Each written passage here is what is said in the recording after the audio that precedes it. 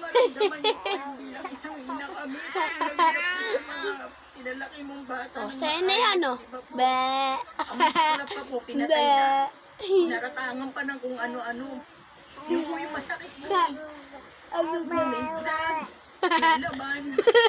Pareho ang Oo, ano nangyari? Pero matapos mapatay ang anak sa drug Oo, nangyari. operations kahit wala umano sa drug operations. Wala kami pag-asa para ganun na kunin ang buhay ng anak ko. Sana din po ay Tawa iyak ikaw. Oo. ay masuportahan ang ICC. Ayaw na. Ayaw mo na to, mama.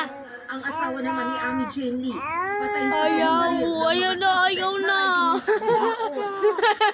Tatawa ka ikaw eh. Loko-loko mo ko ah.